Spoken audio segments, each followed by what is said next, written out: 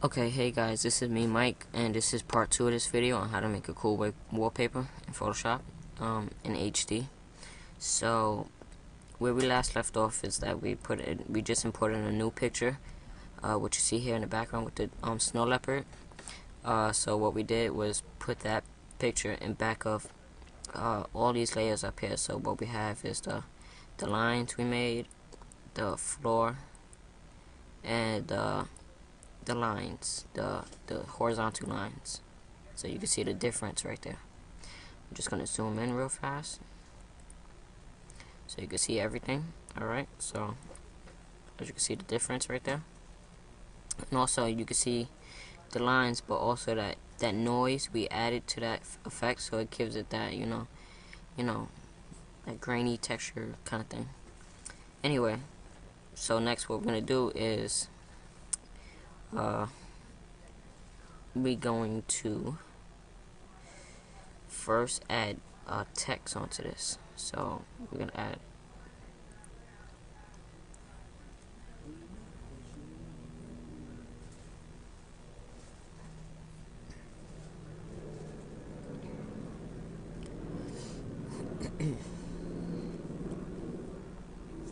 so as we wait for this text tool to load up, it's taking fairly long. Okay, there we go. So I'm just gonna type out real quickly Mike, and I have it at a certain font, so I'm gonna change that real quick.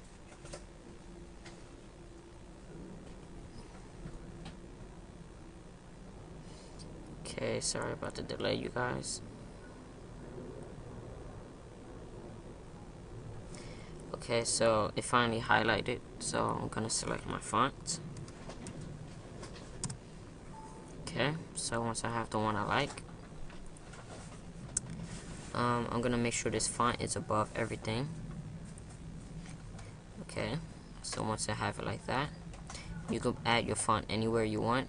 I'm gonna add it just above the head of the leopard, and then I'm gonna go to the effects tab right there, click on that and select blending options. Okay, from there I'm gonna give it a cool drop shadow. Just what I like to do is just give it, the basic settings.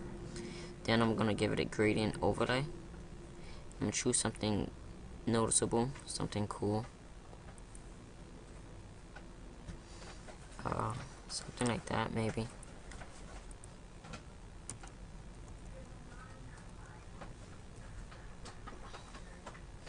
I don't know. You can always play around with this. So yeah, I'm just gonna choose something really quick,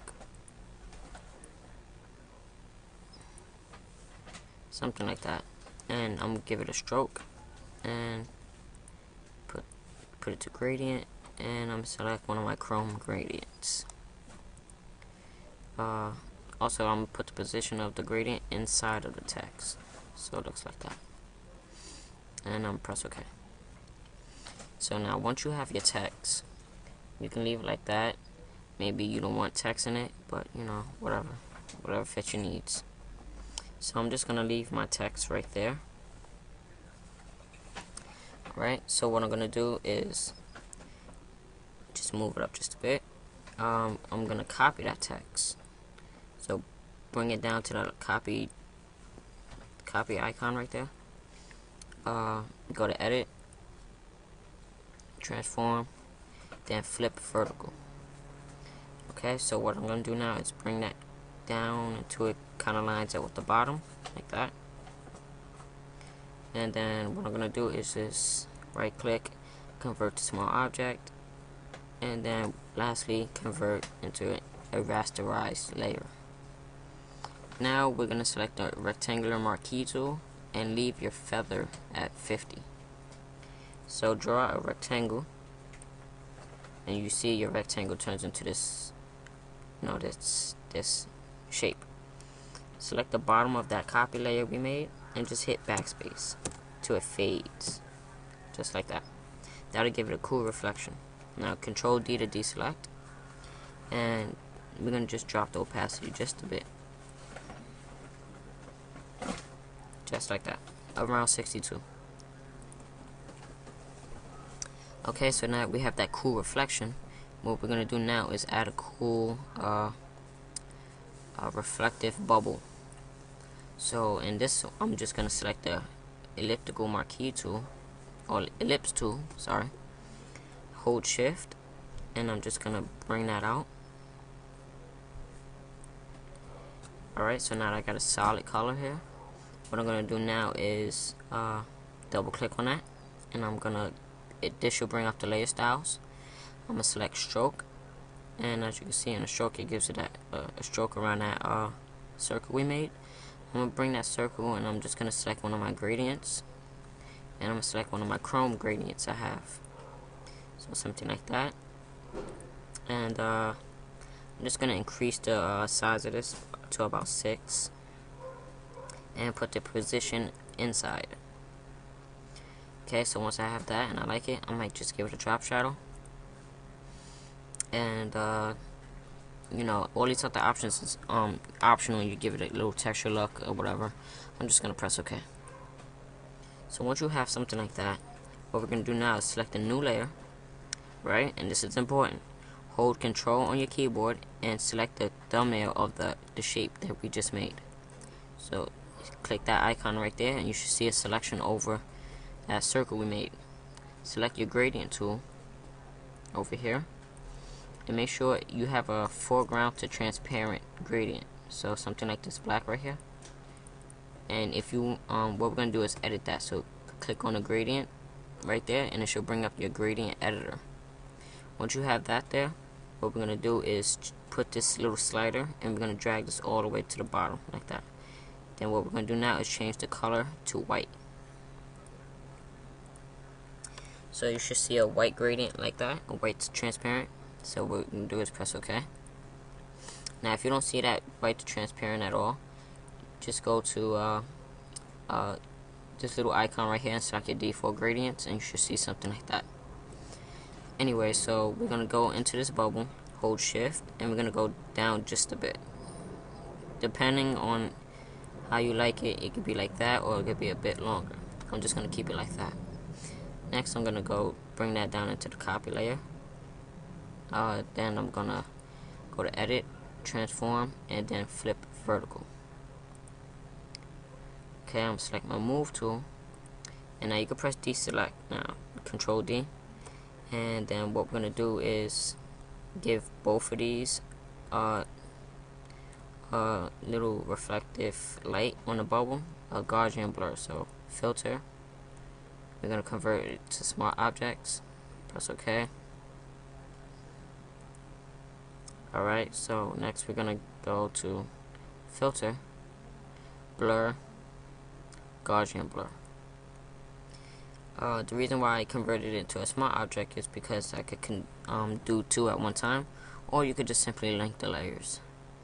But I'm just playing around with the settings here, so I'm just gonna increase it just a bit.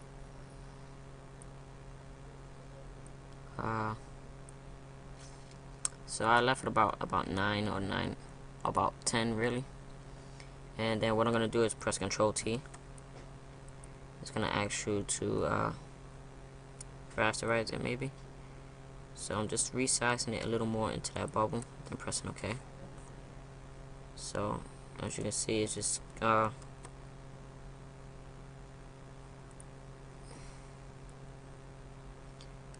yeah, so don't mind this. I'm just resizing it just for my liking. Okay, so now that I get something like that, you get a cool bubble looking thing. Let's see, I'm gonna check the time real fast. Okay, going on 9 minutes. So I'm gonna quickly wrap this up. Select your shape tool that we made, the shape effect we here, and go to your default options right there and drop the opacity. As you can see on the bottom, this right here starts to get light. So it comes like a short light bubble like that. Press OK. And then simply link those layers. So control click and then link them like that.